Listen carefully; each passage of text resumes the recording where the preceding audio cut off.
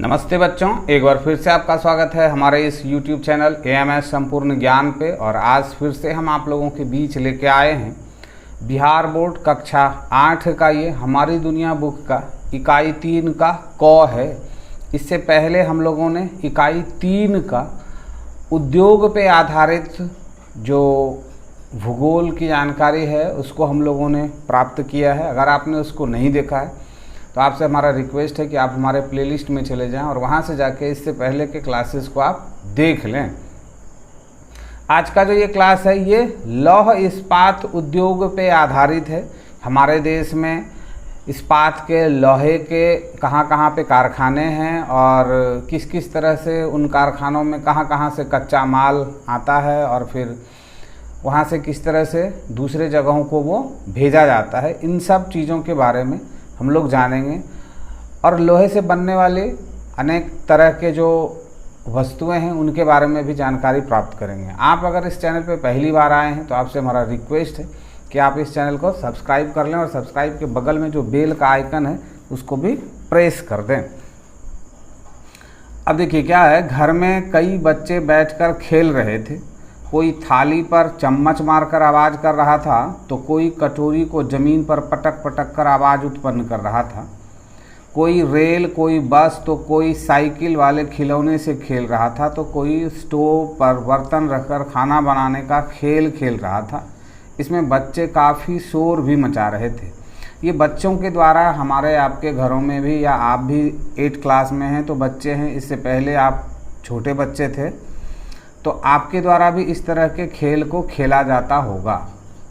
तो बच्चे उन बर्तनों से जो खेल रहे थे उनके बारे में ही कुछ न कुछ बताया जा रहा है। क्या बताया जा रहा है कि बच्चों का शोर सुनकर दादाजी बाहर निकले तथा बच्चों को देखकर मुस्कुराए।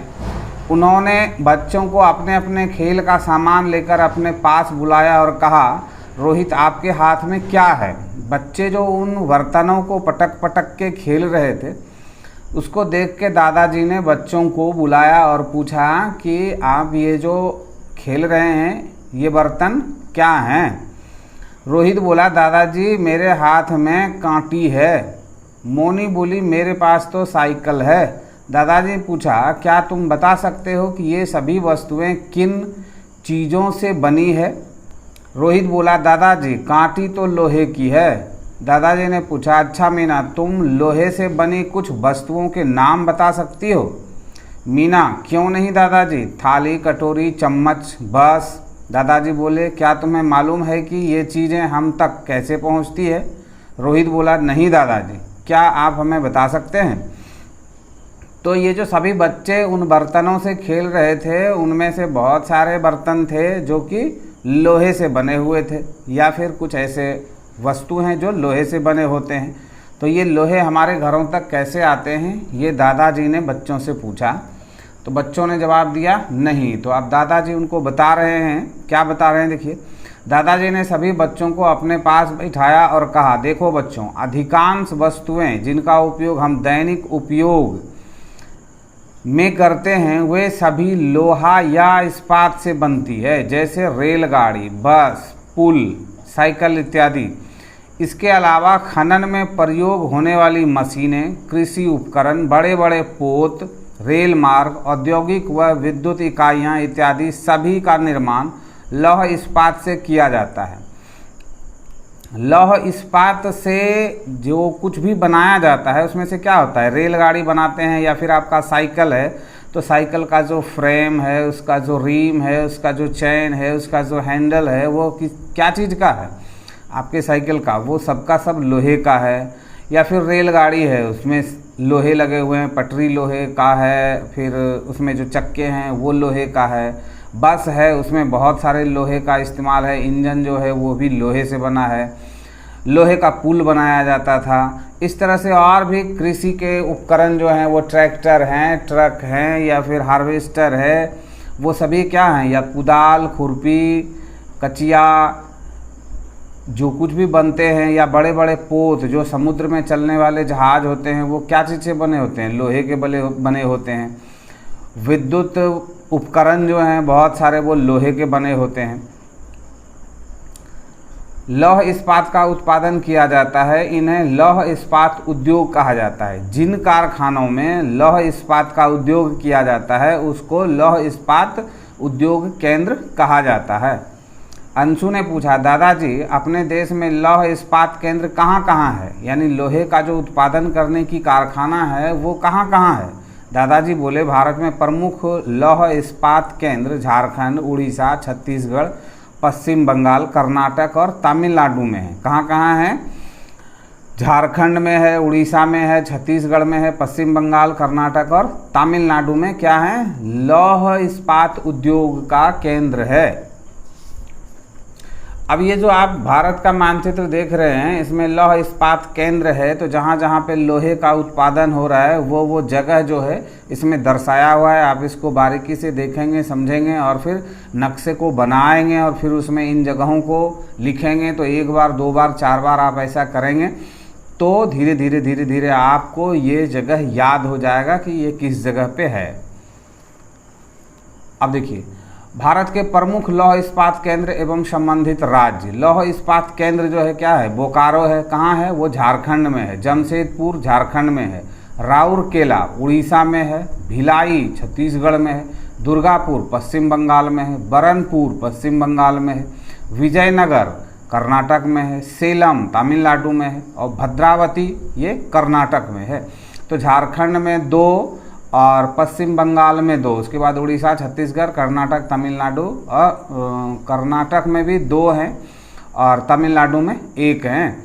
क्या? लौह इस्पात केंद्र यह एक आधारभूत या पोषक उद्योग है। आधारभूत या पोषक मतलब इस लौह उद्योग से जुड़े हुए बहुत सारे उद्योग हैं जिनको बिना लोहे के नहीं बनाया जा सकता है। अगर लोहे का आविष्कार ना होता तो पुल नहीं बनते, साइकिलें नहीं बनती, बसें नहीं बनती, ट्रेनें नहीं बनती, या और भी लोहे से जो कुछ भी काम लिया जाता है वो नहीं होता। तो या तो ये आधारभूत हैं, बिना इसके दूसरा कोई काम नहीं हो सकता है, या फिर ये पोषक उद्योग है, यानी दूसरे उद्योगों का ये पोषक है, बिना इसके वो नहीं चल सकता है। जिस तरह हम बिना भोजन के नहीं चल सकते हैं, उसी तरह बहुत सारे उद्योग हैं जो बिना लोहे का वो नहीं चल सकते हैं, जिसके उत्पाद पर कई अन्य दूसरे उद्योग निर्भर हैं। मीना बोली, दादाजी क्या इन उद्योगों की कहीं भी को भी लगाया जा सकता है? दादाजी हाँ, ऐसा कर सकते हैं, परंतु अगर हम कुछ बातों का ध्यान रखें तो वस्तुएं आसानी से एवं कम लागत में बनेंगी, क्योंकि इस उद्योग के लिए बड़ी मात्रा में कच्चे माल की आवश्यकता होती है। इनके कच्चे मालों में लौह अयस्क, डोलामाइट, चूना पत्थर, मैग्नीज, जल प्रमुख है।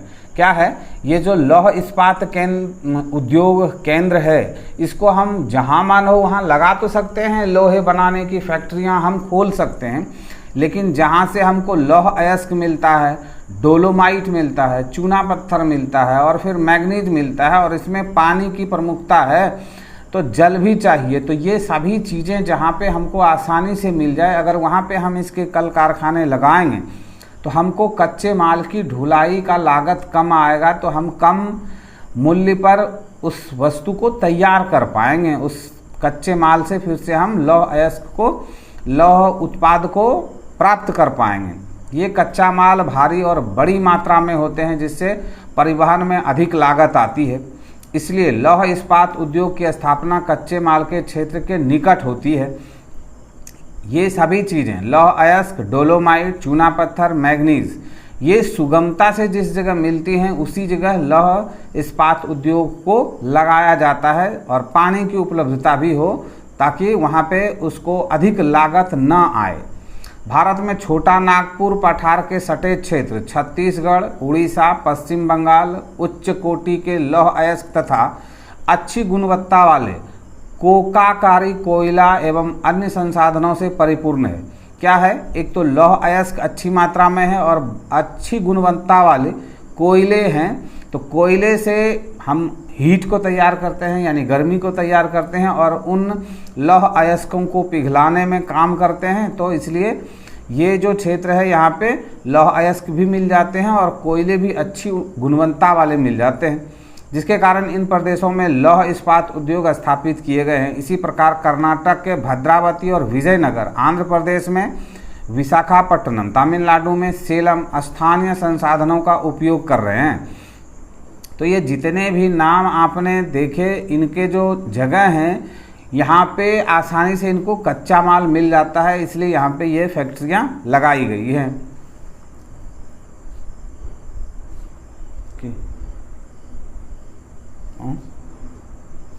इस्पात निर्माण की प्रक्रिया। अंशु बोला, दादाजी इस्पात बनाते कैसे हैं? दादाजी बोले, इसके लिए सबसे पहले कच्चे माल के रूप में लौह अयस्क एवं अन्य खनिजों को प्राप्त किया जाता है। इसे झोंकदार भट्ठी में गलाया जाता है। जब यह तरल रूप में आ जाता है तो इसे सांचे में ढालकर ढलवां लोहा बनाया जाता है।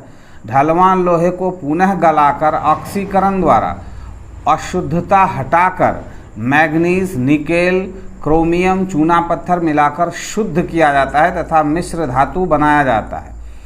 दादाजी से अंशु ने क्या पूछा कि ये इस्पात बनते कैसे हैं? तो लौह अयस्क को ये जो झोंकदार भट्ठी यानी कोयले को बारीक पीस के और उसके बाद उसको प्रेशर के द्वारा आग में उस कोयले को के बुरादे को फेंका जाता है बहुत तेज गति से, जिससे बहुत अधिक हीट उत्पन्न होता है और उस हीट में इस लौह अयस्क को गलाया जाता है और गलाने के बाद उसको फिर एक सांचे में ढाला जाता है और उसके बाद फिर उसको गलाया जाता है और फिर उसमें मैग्नीज, निकेल, क्रोमियम, चूना पत्थर को मिला के उसको शुद्ध बनाया जाता है और फिर उसको अलग अलग रूपों में परिवर्तित किया जाता है। रोलिंग, प्रेसिंग और ढलाई के द्वारा निश्चित आकार दिया जाता है। उसके बाद जब उसको ढलवा से फिर से गला के उसके बाद क्या करते हैं, उसको रोलिंग करते हैं, यानी उस पर उसको घुमाते हैं, फिर प्रेसिंग होता है यानी उस पर दबाव पड़ता है और फिर ढलाई होती है और उसके बाद वो निश्चित आकार में आ जाता है और फिर वो माल बिकने के लिए चला जाता है। रोहित बोला, दादाजी क्या हमारे राज्य बिहार में कोई लौह इस्पात उद्योग केंद्र है? दादाजी बोले, हाँ, अविभाजित बिहार के जमशेदपुर एवं बोकारो में लौह इस्पात उद्योग केंद्र स्थित थे, परंतु अब ये केंद्र पड़ोसी राज्य झारखंड में हैं, तो अब हमारे बिहार में कोई सा भी लौह इस्पात उद्योग नहीं है। अब देखिए, इस्पात निर्माण प्रक्रिया। कच्चे माल की आपूर्ति, झोंकदार भट्ठी में लौह अयस्क को गलाना, तरल पदार्थ को सांचे में ढालकर ढलवां लोहा बनाना, ढलवां लोहे को पुनः गलाकर अशुद्धता हटाकर मिश्रित धातु बनाना, धातु को मनचाहा आकार देना। ये सब हम क्या करते हैं, आप जो इंजन बनाते हैं या फिर कुदाल बनाते हैं या फिर कचिया बनाते हैं या ग्लास बनाते हैं, थाली बनाते हैं, तो क्या करते हैं, उन वस्तुओं को धीरे धीरे आप परिवर्तित करके उनके आकार में आप परिवर्तन लाते हैं, उनको एक नया शेप देते हैं और अपने ज़रूरत के हिसाब से आप उसको बना लेते हैं। दादाजी ने कहा, मैं तुम्हें जमशेदपुर इस्पात कारखाना के बारे में बताता हूँ। अब देखिए, भारत में कच्चे इस्पात का उत्पादन क्या है, वर्ष 2004 में कितना है, 5-6 में कितना है, आप इसको पढ़ लेंगे अच्छी तरह से। भारत में ढलवां लोहा का उत्पादन कितना है, इसकी भी सूची है, आप इसको अच्छी तरह से पढ़ेंगे। अब देखिए, जमशेदपुर उद्योग संकुल एक विशेष अध्ययन। जमशेदपुर उद्योग संकुल कहने का मतलब हुआ कि इसके अंतर्गत और भी कुछ कारखाने हैं जो आते हैं, तो उन सब के बारे में ये जानकारी है। तो भारत में इस्पात बनाने का पहला कारखाना 1907 ईस्वी में साक्षी नामक स्थान पर प्रसिद्ध उद्योगपति श्री जमशेद जी टाटा द्वारा लगाया गया। अभी जो आप टाटा का बाइक, टाटा का आयरन, तो टाटा का और भी बहुत सारा चीज़ है, उसको जो देखते हैं वो क्या है, जमशेद जी टाटा के द्वारा बनाई गई कंपनी है। तो लौह उत्पादन के लिए सबसे पहला कंपनी कब बना था, 1907 में। यह स्थान वर्तमान में झारखंड में स्थित है। स्वर्णरेखा और खरकई नदी के बीच 5 किलोमीटर चौड़ी घाटी जो है, दोनों क्षेत्र का जो बीच का जो भाग है, उसमें यह कारखाना अवस्थित है। क्यों? क्योंकि यहाँ पे उसको कच्चे माल भी मिलते हैं और पर्याप्त इन दो नदियों से पानी भी मिल जाता है। इस संयंत्र के लिए लौह अयस्क नोआमुंडी से, जो सिंहभूम का है, बादाम पहाड़ी एवं गुरु महिसानी उड़ीसा की पहाड़ियों से प्राप्त होता है, जो यहाँ से लगभग 100 किलोमीटर दूर है। कुल अयस्क की आवश्यकता का 50% भाग अकेले नोवामुंडी से आता है। मतलब इस कारखाने में जो टाटा का ये जो इस्पात कारखाना है, यहाँ पे जो कुल अयस्क की आवश्यकता है उसका 50% कहाँ से आता है? ये नोवामुंडी से आता है, जो सिंहभूम में है।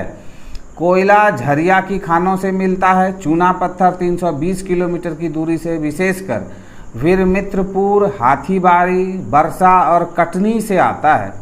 डोलामाइट पागपोश से आता है। पानी की आवश्यकता यहाँ स्वर्ण रेखा और खरकई नदी दोनों से पूरी की जाती है।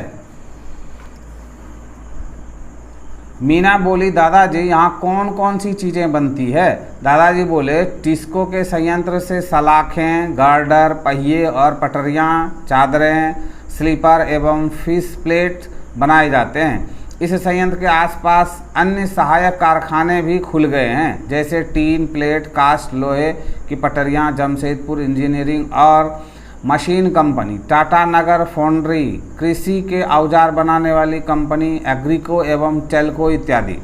क्या है? इन इस्पातों को कच्चे माल के रूप में इस्तेमाल करने वाली जो कंपनियां हैं वो इनके आसपास में हैं, क्योंकि उनको मशीनों के कल पुर्जे बनाने के लिए उनको लोहे की आवश्यकता है और कच्चा माल इस जगह पे ये टाटा जमशेदपुर से उनको आसानी से मिल जाता है। रोहित बोला, यहाँ से उत्पादित माल दूसरी जगह कैसे जाती है? दादा ने कहा, जमशेदपुर का संयंत्र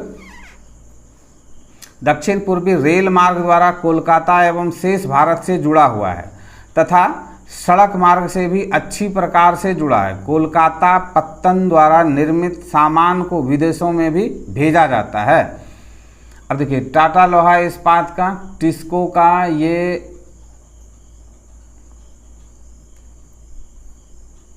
देखिए यहाँ पे जमशेदपुर है, ये वीरमित्रपुर है, और भी ये कोलकाता है, ये गुरु महिषानी है, पनपोस है। तो इस मानचित्र को देख के आप समझ जाएंगे कि ये कहाँ कहाँ से किस किस तरह से एक दूसरे से कनेक्टेड है। दक्षिण पूर्वी रेल मार्ग द्वारा कोलकाता एवं शेष भारत से जुड़ा है तथा सड़क मार्गों से भी अच्छी प्रकार जुड़ा है। कोलकाता पतन द्वारा निर्मित सामान को विदेशों में भी भेजा जाता है। मीना ने पूछा, दादाजी यहाँ काम कौन करते हैं? दादाजी ने कहा, कामगार के रूप में यहाँ स्थानीय आदिवासी हैं तो हैं ही, इनके साथ साथ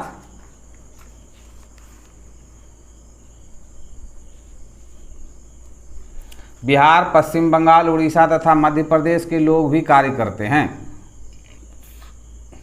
अब देखिए, बोकारो उद्योग संकुल, वो एक अध्ययन, इससे पहले हम लोगों ने क्या किया था? जमशेदपुर उद्योग संकुल का अध्ययन किए। अब बोकारो में क्या है? मीना ने पूछा, दादाजी आपने तो कुछ देर पहले कहा था कि बोकारो में भी लौह इस्पात उद्योग केंद्र है। दादाजी बोले, हाँ, इसे बोकारो स्टील लिमिटेड यानी BSL के नाम से भी जाना जाता है। चतुर्थ पंचवर्षीय योजना के तहत 1964 ईस्वी में रूस, तत्कालीन सोवियत संघ के सहयोग से सार्वजनिक क्षेत्र के प्रक्रम के रूप में इसकी स्थापना की गई थी। इसकी स्थापना कच्चे माल की उपलब्धता वाले स्थानों के नज़दीक की गई। दूसरा, रूस के साथ जो संयंत्र बना BSL, वो कब बना? 1964 ईस्वी में। इसकी स्थापना कच्चे माल की उपलब्धता के क्षेत्र में किया गया। इस संयंत्र के लिए लौह अयस्क कीरीबुरु उड़ीसा से प्राप्त होता है। चूना पत्थर वीरमित्रपुत्र बंगाल से, कोयला झरिया और बोकारो की खानों से, और पानी दामोदर नदी से, मैग्नीज बादाम पहाड़ी से और गुरु महिषानी एवं सुलायत से प्राप्त होता है। यहाँ अनेक प्रकार के उद्योगों के लिए सहायक कच्चे माल के रूप में प्रयुक्त होने वाली स्टील की चादरें, गार्डर, सलाखें, लोहे के पैड, रेल पटरियाँ, फिश प्लेट इत्यादि बनाए जाते हैं। अब देखिए, लौह इस्पात संयंत्र के नाम पर जो कब कहाँ कौन कौन सा स्थापना हुआ, किसका किसका किस किस राज्य में हुआ, उसका यहाँ पे दिया हुआ है। आप इसको अच्छी तरह से अध्ययन करेंगे तो समझ जाएंगे। रोहित बोल पड़ा, इसका मतलब है दादाजी लौह इस्पात उद्योग का योगदान तो देश के विकास में बहुत है। दादाजी बोले, हाँ, अगर लौह इस्पात उद्योग ना होता, यानी अगर लोहे नहीं होते, तो हम अभी जिस तरह से विकास कर पाए हैं इस तरह से शायद विकास हम नहीं कर पाते। हो सकता था कि लोहे नहीं होते तो कुछ और दूसरी चीज़ों का उपयोग करके लोग अपने जीवन को सुगम बनाते, मगर लोहे से हम जितना कुछ भी कार्य कर लेते हैं वो सब तो हम नहीं कर पाते। लौह इस्पात उद्योग को किसी भी देश के उद्योग की रीढ़ माना जाता है। जिस तरह हमारे शरीर में जो रीढ़ है, अगर वो रीढ़ नहीं होती तो हम सीधा खड़ा नहीं हो पाते, ठीक उसी तरह से किसी भी देश को विकसित होने के लिए उसमें लोहे का जो उपयोग है, लोहे के जो कारखाना है, लोहे का जो उद्योग है वो रीढ़ है। क्योंकि औद्योगिक विकास हेतु बुनियादी वस्तुएं, औजारें, मशीनें व आधारभूत ढांचे का निर्माण लौह इस्पात से ही होता है।